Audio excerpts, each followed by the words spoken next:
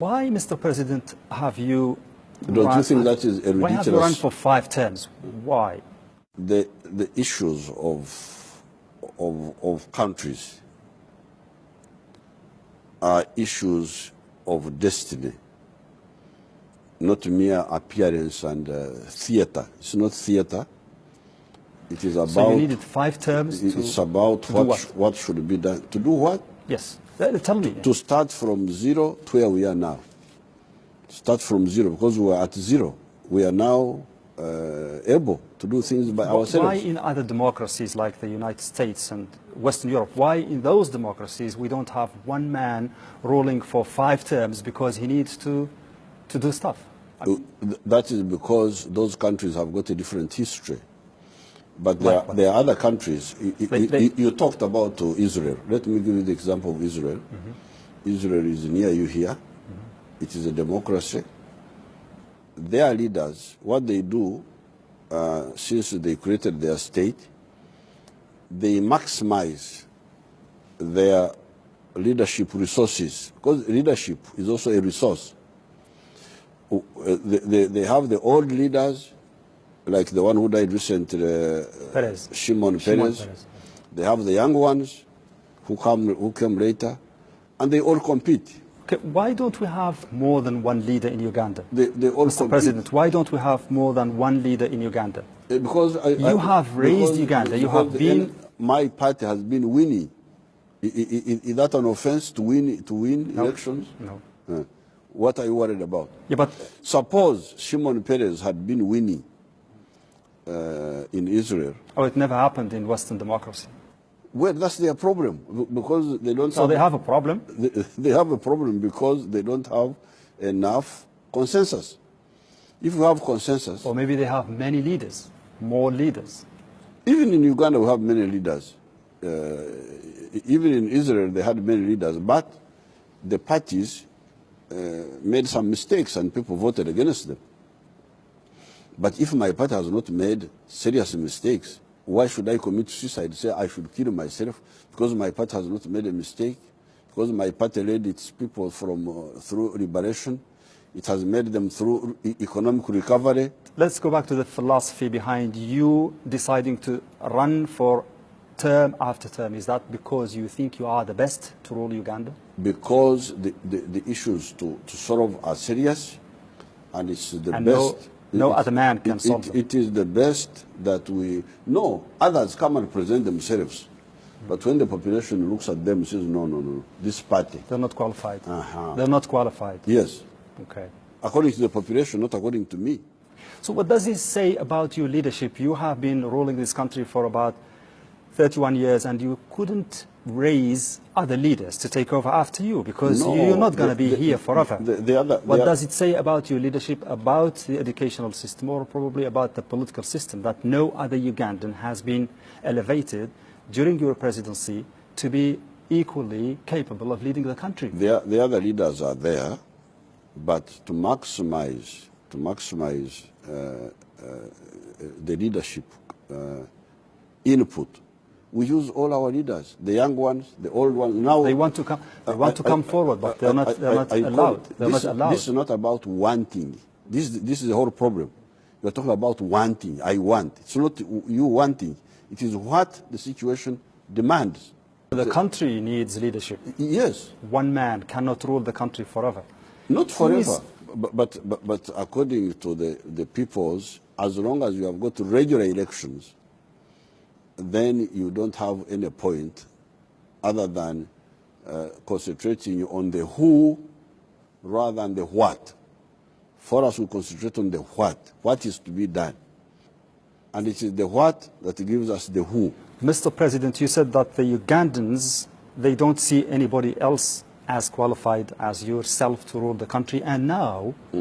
When they go for the elections. After 5 terms, you are now 71 or 72, I don't know. 72. In 3 years, you will reach the age limit, and you can't run for another term.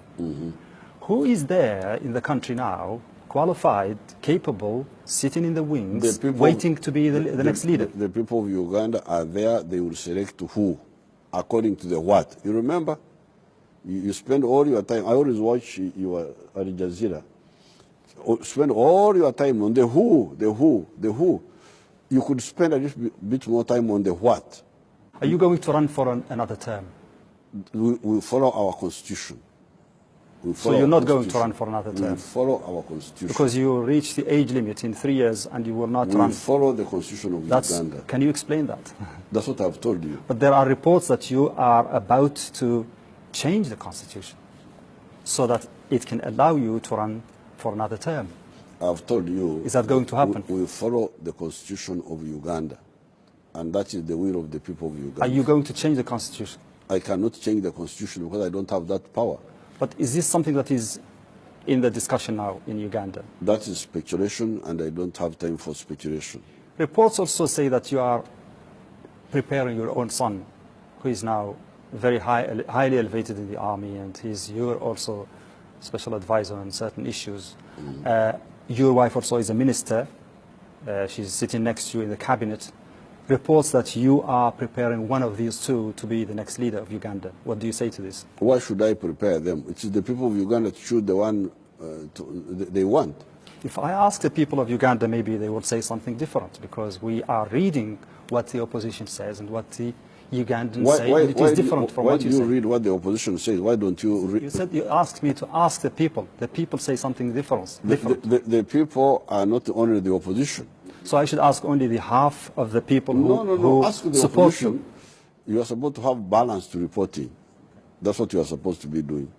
Ask the opposition. The pro-government people. You ask the opposition, but also ask the other people. Those people are there. The people of Uganda are there.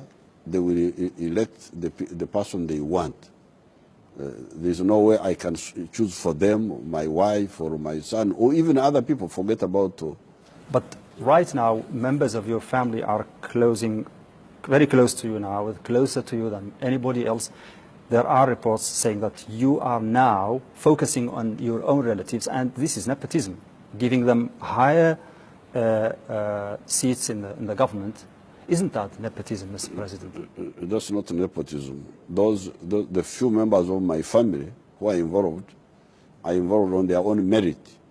My wife, against my advice, she went and stood for the elections and had the biggest majority in the whole country. Because she is your wife? Maybe. Yes, because it's partly true. She got the majority because she's your wife.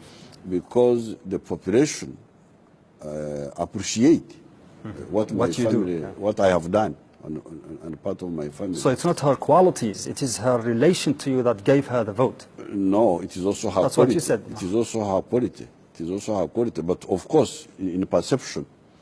Sometimes they can associate you with the...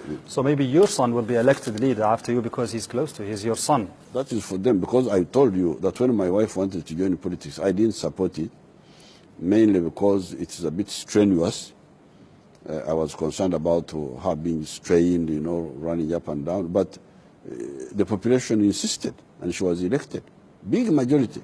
So how much more time do you need to finish the job? You always say, I want to finish the job. How much time do you need? It is not me. It is our country, our party. We are the ones who look at our situation and decide what to do. You say you have done a lot for Uganda. What else? What is the major thing that you want to do next before you leave power?